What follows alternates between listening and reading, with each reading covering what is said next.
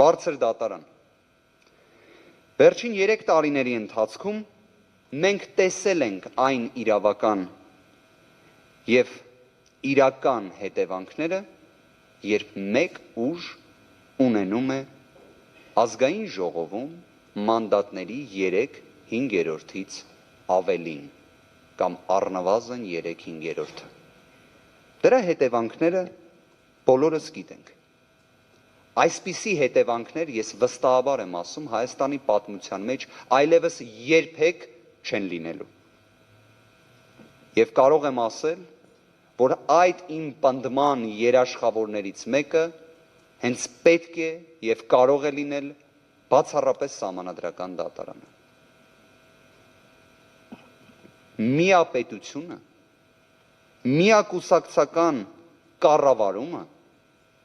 բարձր դատարան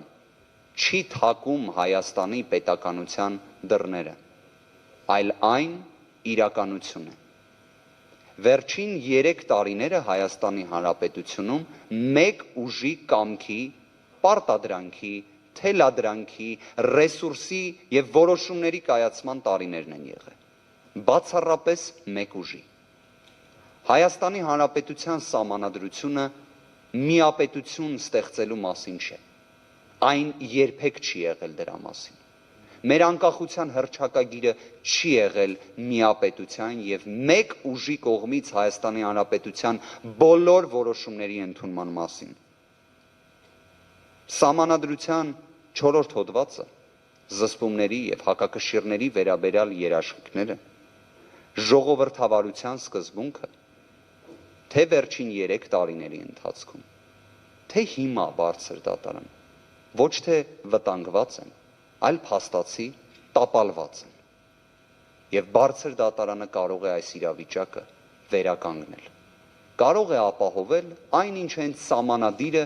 միշտ ակնկալել է Սահմանադրական դատարանից՝ սահմանադրության գերակայության ապահովումը։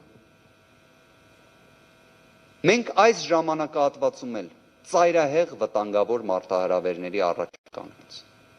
Ես վստահ եմ, որ բարձր դատարանի հարգարժան դատավորները ոչ միայն զուտ բարձր դատարանի դատավորներ են, այլ նաև Հայաստանի Հանրապետության քաղաքացիներ, ովքեր եւս տեսնում են իրական պատկերը, իրական մարտահրավերները եւ այն ծայրահեղ վտանգավոր իրավիճակը, որում գտնվում է Հայաստանի Հանրապետությունը։ Սահմանադրական դատարանը իզորու է, թե սահմանադրությամբ, թե իր վճռականությամբ, թե իր կամքով կանխելու հնարավոր նոր աղետները, կանխելու հնարավոր նոր զիջումները, նոր անհասկանալի փաստաթղթերը, նոր անհասկանալի գործողությունները։ Իսկապես այս գործը պարզապես ընտրությունների արդյունքների վերաբերյալ վեճ չէ։ Պատահական չէ, որ գործի քննության ընթացքում հենց բարձր դատարանի կողմից է նշվեց։ Այս վեճերը զուտ ընտրական իրավունքի մասին չեն։ Այն իր մեջ պարունակում է նաև քաղաքական բաղադրիչ։ Բայց ի տարբերություն նախորդ բոլոր այլ ժամանակահատվածների, այս անգամ քաղաքական բաղադրիչը նաև պետական անվտանգության բաղադրիչի հետ է ուղղակիորեն փոխկապակցված։ Բարձր դատարան այս ընտրությունների արդյունքները չեն արտահայտում Հայաստանի Հանրապետության ժողովրդի իրական կամքը։ Պատկերը, որը մենք տեսնում ենք կենտրոնական ընտրական հանձնաժողովի որոշմամբ, խեղաթյուրված է։ Եվ մեր խնդրանքն է բարձր դատարանին բոլոր այն հիմքերը, որոնք մենք ներկայացրեցինք, որոնցից եւ ոչ մեկի վերաբերյալ մենք փաստացի ուղղակի բացառում չտեսանք։ Այս դատական քննության ընթացքում շատ խոսվեց մեր դիմումում վկայակոչած Ջեմա Մարտիրոսյանի մասին։ Հայաստանի Հանրապետության քաղաքացի, ով չպետք է լիներ ընտրական ցուցակում։ Չպետք է լիներ։ Պարզվեց, որ կա ցուցակում, իր փոխարեն ստորագրվել է։ Նախկինում, երբ նման դեպք էինք տեսնում, միշտ նկատում էինք նաև մի ինչ-որ նշան էր դրվում, որ այդ անձը շփոթմամբ մեկ ուրիշն է ստորագրել, նշանով տեղափոխումներ էին անում։ Այս անգամ դա էլ չի եղել։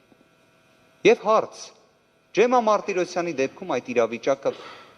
փորձում էին մեր դատախազները հիմնավորել, որ տեխնիկական շփոթմունք է։ Քանի հազարավոր կարող են լինել նման իրավիճակները։ այս հանգամանքը չբացառվեց, այլ հաստատվեց։ Բարձր դատարան, սույնով ավարտելով եզրափակիչ խոսքս, իսկապես ուզում եմ արձանագրել, որ այս ընտրությունների վերաբերյալ մեր կողմից ներկայացված դիմումը հիմնավոր է և բավարար Սահմանադրական դատարանի կողմից 77-րդ հոդվածով նախատեսված գործիքակազմը իրացնելու համար։ Կենտրոնական ընտրական հանձնաժողովի այս որոշումը անվավեր է բարձր դատարան։ Դրանից բխող հետևանքները կորոշի բարձր դատարանը։ Շնորհակալություն։